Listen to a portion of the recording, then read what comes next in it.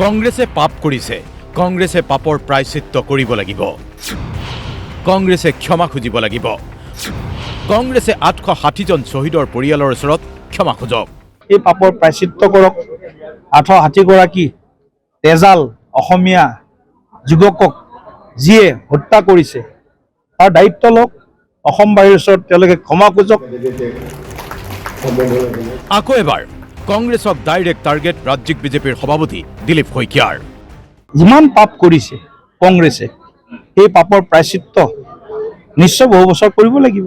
আৰু অসমবাসীলৈ মোৰ বিনম্ৰ অনুৰোধ যে কংগ্ৰেছে কৰা পাপৰ প্ৰায়শ্চিত্ত নিশ্চয় মুখ্যমন্ত্ৰীৰ পুত্ৰই হওক বা মুখ্যমন্ত্ৰীৰ পৰিয়ালেই হওক বা যিসকলে এতিয়াও কিবা আশাত কংগ্ৰেছ কৰি আছে তেওঁলোকলৈ আমাৰ এইটো আহ্বান থাকিব যে তেওঁলোকে কৰা যি পাপ এই পাপৰ প্ৰায়শ্চিত্ত কৰক। 860গৰাকী তেজাল অসমীয়া যুৱকক যিয়ে হত্যা কৰিছে তাৰ দায়িত্ব লওক। অসমবাসীৰ ওচৰত তেওঁলোকে ক্ষমা খোজক যে আমাৰ ভুল হৈছিল। এইবাৰ ৰাজ্যিক বিজেপিৰ সভাপতি দিলীপ শইকীয়াৰ পোনপটীয়া টাৰ্গেট গৌৰৱ গগৈ। সততে প্ৰাক্তন মুখ্যমন্ত্ৰী তৰুণ গগৈৰ পুত্ৰ বুলি কোৱা গৌৰৱ গগৈক লৈ প্ৰশ্ন।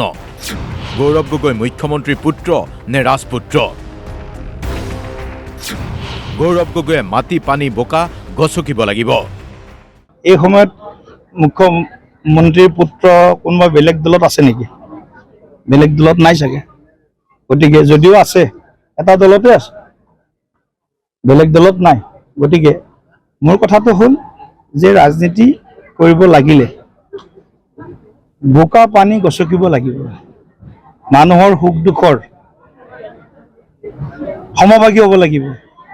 কেৱল ৰাজনৈতিক নেৰেটিভৰ দ্বাৰা শাসনলৈ অহাটো সম্ভৱপৰ নহয়।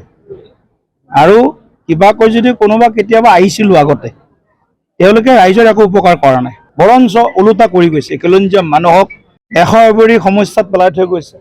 আনপিনে বৰদিনত একাংশ হিন্দুত্ববাদী সংগঠনে বৰদিন উদযাপনত বাধা দিয়া, খ্ৰীষ্টান ধৰ্মীয় সামগ্ৰী বিক্ৰীত বাধা দিয়া বিষয়ক লৈ সাংবাদিকৰ প্ৰশ্নৰ উত্তৰ দি বিস্ফোৰক মন্তব্য দিলীপ শইকীয়াৰ। দিলীপ শইকীয়াই কৈছে হিন্দু মানুহক বাৰে বাৰে টাৰ্গেট কৰা হৈছে। তেওঁলোকৰ মানুহ কোনোবা হিন্দু সংস্কৃতিত দীক্ষা লৈছে নেকি? হিন্দুলৈ তেওঁলোক প্ৰত্যাৱৰ্তন হৈছে নেকি?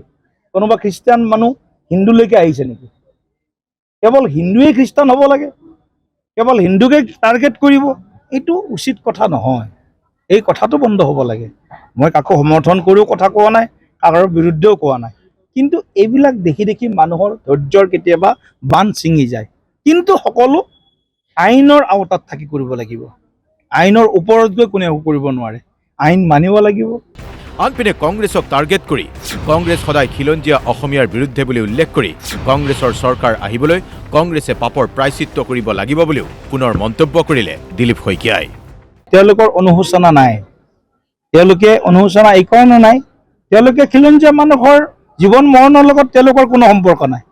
তেওঁলোকক কেৱল লাগে সন্দেহযুক্ত বাংলাদেশী সেই মিয়াসকলৰ ভোট, সন্দেহযুক্ত সেইসকলৰ ভোট যিসকল অসমৰ মাটি ভেটি অসমৰ কৃষ্টি সংস্কৃতিত আঘাত আনিছে।